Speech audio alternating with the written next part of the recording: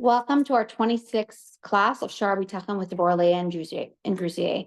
I'm your host, Chai Ben Shimon. We always like to start off with giving because how we give, that's how Hashem will give to us. Let's give generously, so Hashem will give us generously. I'm going to put some coins in the tzedakah box. Please join me. We're going to start with some Tehillim, Psalm 20, Kapitel Chaf.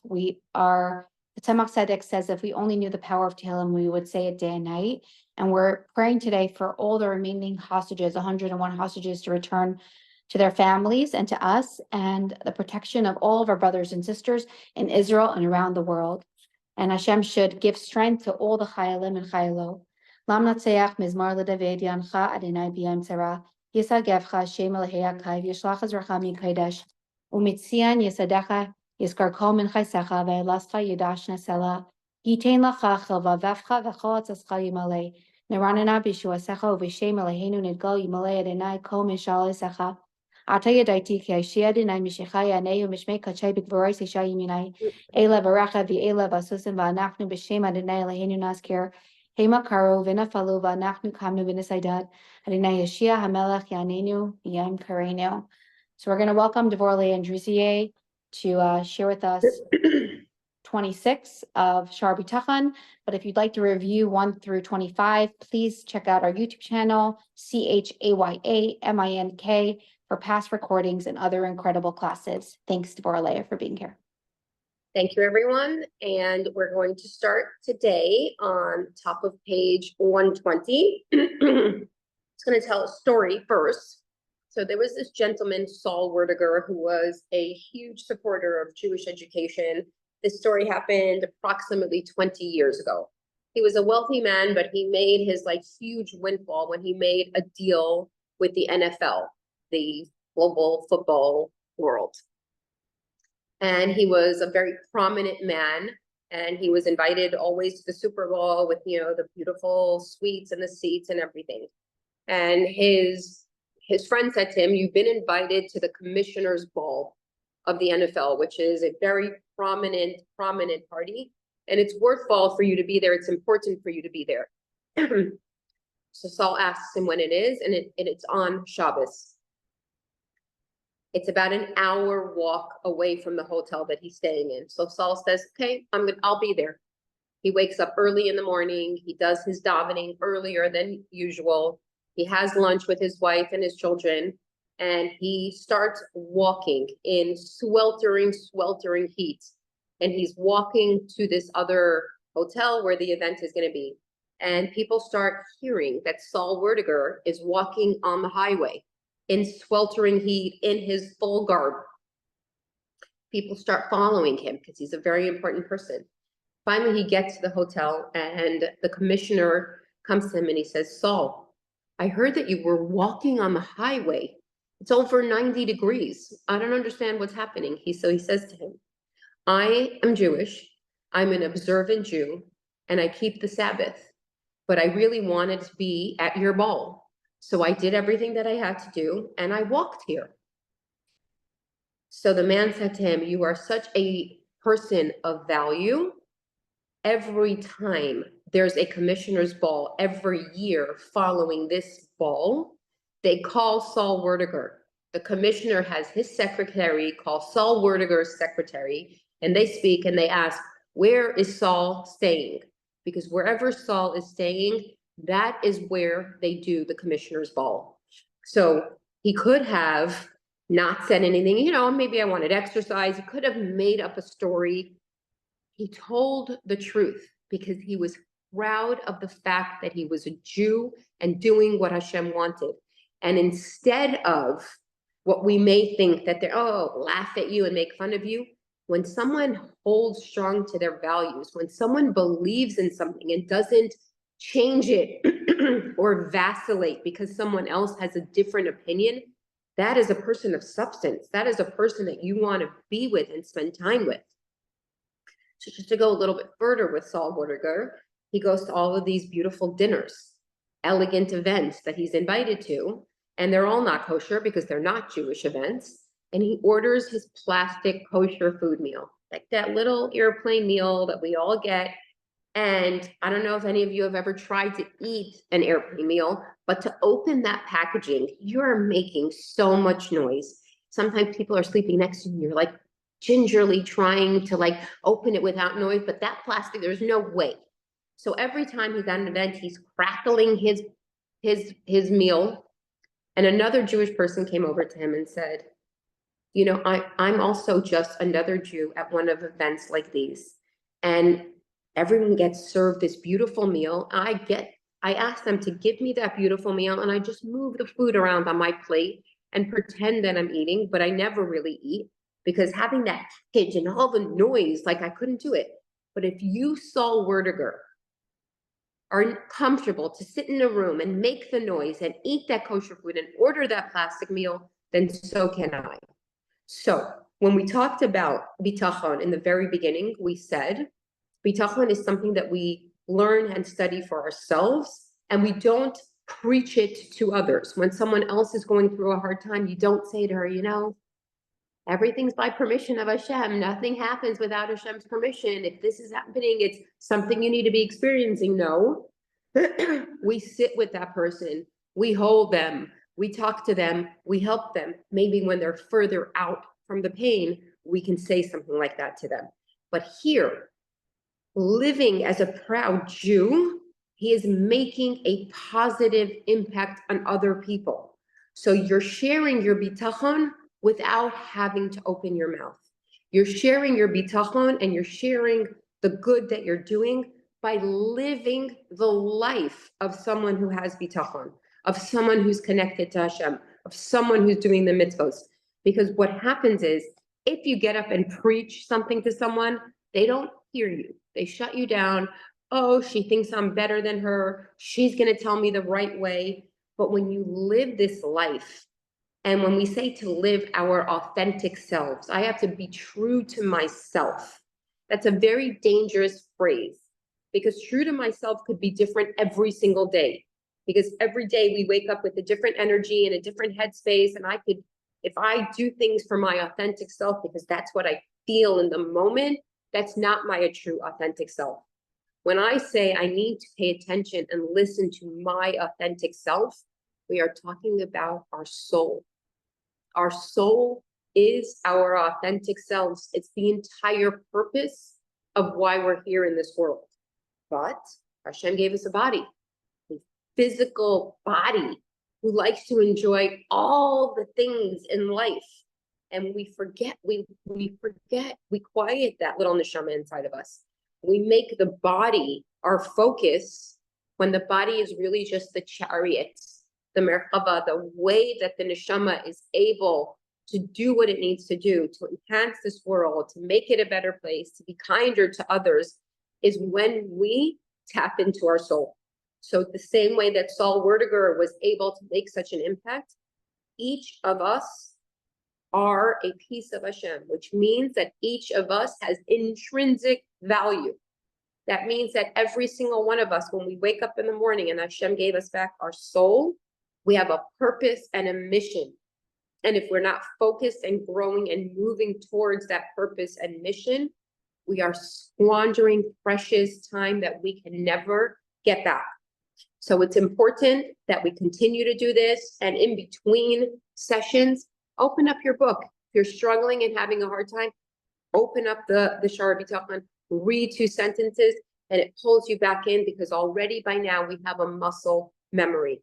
So I just want to briefly say that we talked about in our live Q&A, Chaya and I both knew that was going to be, Monday was going to be a challenging day to do that, because it was immediately following the horrific news about the hostages and everything that happened there. And I too, on my own self, were sad, we're in pain, it hurts. And you're like, the questions, the main questions were, I thought I was actually starting to feel bitachon. Thought trust was like finally like implanting itself in me. And then something like this happens, and how do you move forward? So I will repeat just a very brief part of what I said, because I think it's important for those who are listening to the recordings that weren't on that class, is that Hirsch's mom, Rachel, answered that for us in one sentence.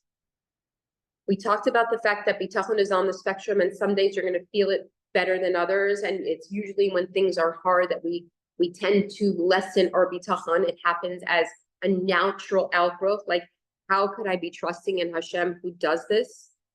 And we're here. We're sitting and having, for the most part, comfortable lives. We're okay here in America. We're okay here in Europe. Are things as good as they can be? No. But we're okay. We're living in comfort. Rachel got up at her son's funeral, and the very first thing that came out of that mother's mouth was, thank you, Hashem. I need to show hakaras hatov to Hashem for having Hirsch for 23 years. So if the mother who has been working diligently to get her son home has left no stone unturned, has done everything, her and her husband and Hirsch's two sisters have done everything humanly possible. And she really believed he was coming home. And he really could have. 72 hours, and he really could have been home with the other 5. And those barbarians knew that the IDF was coming, knew that they were going to be successful in this mission, and shot them in the head. What did she say? Have to give hakaras hatov to HaKadosh Baruch Hu, to Hashem, for giving me Hirsch for 23 years. So if she could speak that way, and she's in pain, she's in deep, shattered pain. The last thing she said was, Hirsch, we're sorry, in between, she said, we're sorry we failed you, but we did everything we could for you. And now we need you to take care of us, to make sure that we'll be able to live and smile and laugh again. So she started with gratitude to Hashem.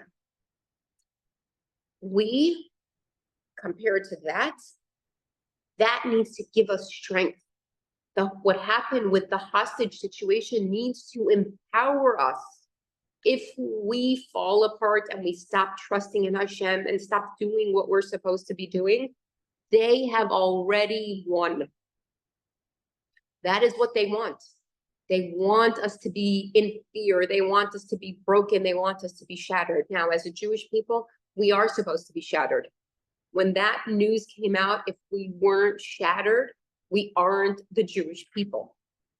But we don't stay shattered. We are not a commiserating people. We are a commemorative people. We remember the bad that happened to us so that we learn from it and do things differently.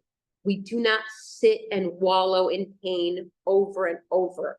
Yes, we have to honor our feelings, but you give yourself a period of time to honor those feelings and feel the pain. And then you say, I'm hurting for these families. I'm broken for these families who don't have their children, don't have their husbands, wives, spouses.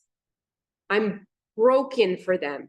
And what I'm going to do as a result, I'm going to pull myself out of this darkness and I'm going to go help another person. I'm going to go do something positive. I'm going to go learn. I'm going to go teach. I'm going to go smile at someone. Whatever it is that you're capable of doing. Because sitting in the pain, acknowledging their suffering is important. But staying in that pain is destructive and does nothing positive, not for you, not for me, not for our families, not for the hostage families. We're not helping them by falling apart. We are helping them much more by bringing light and love into our very, very dark world. Okay, top of page 120. Actually, okay, yes. Therefore, we find that Shmuel, King Shmuel of blessed memory, saying, sorry, King Shmuel was not the king, Shmuel was the Navi. How shall I go? For if Shaul hears me, he will kill me. What is this talking about? Hashem told King Shaul, you are going to destroy Amalek. You are going to wipe them out from the face of this earth. And Shaul listened to Hashem, but he didn't listen to Hashem fully. And he saved the cattle. He made a calculation in his mind. Why do I need to kill the cattle? I'll bring it as karbanos to Hashem. So he did not listen to what Hashem told him. And as a result, the kingship was taken away from Shaul. Now Hashem is saying to Shmuel Nabi, the Nabi at the time, says to him, I want you to go and anoint David HaMelech as the king. So Shmuel Hanavi answers Hashem and he says to him, how can I go and anoint David if Shaul hears about that? It's treason and he will have me killed. So wait a second, you're a Navi. Hashem is telling you to do something. Why are you questioning Hashem? And here it shows us. So I'm going to read it on the inside. It was not considered a lack of trust in God. Rather, God's response to him implied that his caution in this matter was praiseworthy, for he told him, when he said to Hashem, how can I go? Because if I go, Shaul is going to kill me. It sounds like he's not trusting Hashem. And what does Hashem answer him? He says, you know what? You're right. I'm going to tell you exactly how to go. A calf and cattle shall you take in your hands, and you should say, I have come to offer sacrifices to the Lord, and the rest of the matter that is stays there. So basically he's telling him, yeah, pretend you're going to do karbanos, and while you're there, you'll anoint Shaul. Were it to be the case that his reluctance to place his life in danger to be considered a lack of trust in Hashem, then God's response would have been the words used in the verse when he was speaking to Moshe. I cause death and grant life. We're on top of page 121. I strike, but I heal, or something similar, as he indeed said to Moshe, of blessed memory, at the time when Moshe said to him, for I am heavy of mouth and heavy of tongue. God replied in the following, who gave man a mouth? Who makes one dumb or deaf or seeing or blind? So when Hashem originally met with Moshe and he told him, this is what I have planned for you. You're going to go to the Paro. You're going to do all of this. And Moshe said to him, I stutter. It's maybe better for you to speak to Aaron. So he was doing similar to what it looks like Shmuel Hanavi was doing. But here with Moshe Rabbeinu, Hashem says to him, what do you mean you stutter? Who created your mouth? Who teaches? Who allows you to speak? Who makes deaf and blind and dumb? You're saying something to me. I'm limitless. You have a stutter. I'm telling you to talk to the king. That means that I know that you'll be able to talk to the king. But here, where King Shaul, when Shmuel Hanavi says to Hashem, I'm putting myself in danger, Hashem answers him, you're right. Bring the cattle. So God did not respond to Shmuel the same way, since everything is in hands. Instead, God gave him advice as to how to go about it in a manner that would not involve danger. So if Shmuel, despite his complete righteousness, did not act lightly and place his life in even a slight risk of danger, even though were he to do so, he would be doing it at the instruction of the Creator, may he be blessed, who said, fill your horn with oil, come and I shall send you to Jesse, to the Bethlehemite, and there all the more so would it be considered morally reprehensible for another person to do so when he has not been commanded by the Creator himself. So here it's saying, why did Hashem respond to Shmuel Hanavi that way? Because he was putting himself in danger. There was a risk there that if he was going to anoint David, Shaul was going to have him killed. But Hashem's telling him to do that. So he should have, in our minds, trusted. So what it's teaching us here is the fact that Shmuel Hanavi was so careful with not putting his life in danger, even though it was by direct command of Hashem. Hashem answers him, you're right, I'm going to tell you the way to do it. How much more so we, regular people, cannot put our lives in danger. We are not supposed to put our life at risk. That is our hishtadlus. But Hashem designated for me to die at this and this time. That doesn't mean that we live frivolous and carefree and not with caution and rules and regulations and boundaries. That is what's required of us. And when it is our time, we have seen over and over again that when it is our time, it is our time. Okay, we're continuing. Middle of page 122. Or alternatively, it is possible that he would have been saved with the help of the Creator, may he be blessed, but he will lose some of his merits and thereby lose his reward that was due to him for his good deeds. So sometimes we call out to Hashem and we say, save us from danger. And Hashem says, yes, I'm going to choose to save this person from this danger. There is another option as to what happens because Hashem listened to our request and saved us from that danger, that some of the reward that I am deserving of will become lessened because I already used some of my chips. I already called in some of my chips for him to save me with this challenge that I was dealing with. Okay. As the rabbis of blessed memory said regarding this matter in the Talmud, a person should never put himself in a dangerous situation and say that a miracle will be performed for him, for perhaps no miracle will be performed for him. If a miracle is performed from him, then it will be deducted from his merits.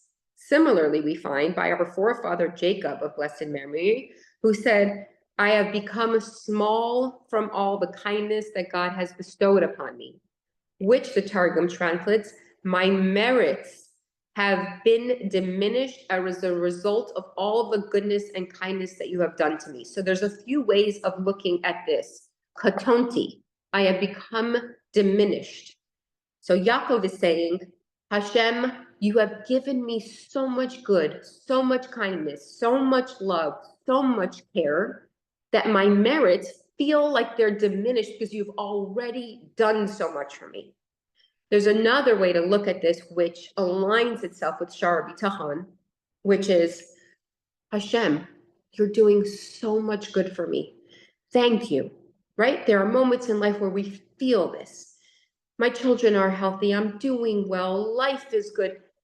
Hashem, you are giving me all of this abundance. Katonti, I am going to humble myself in front of you. I am not going to make the mistake of becoming, oh, I have all of this. It's me. No, Katonti, I'm diminishing myself. I'm humbling myself because you are the one who allowed and made all of this possible for me. So here we will end our class for today and hope to see you very soon. Okay, we're going to end with a quote now. And when the soldiers, with the Lubavitcher Rebbe, when the soldiers know that God protects the city and they're merely his representatives who stay awake and see through his success, they will surely triumph, the Rebbe. So all our soldiers should be safe and sound and protected by Hashem. We do this class weekly in memory of our dear grandmothers, Rivka Dina Bas Yosef Yehuda and Rachel Bela Bas Shneur Zalman. I hope you're proud.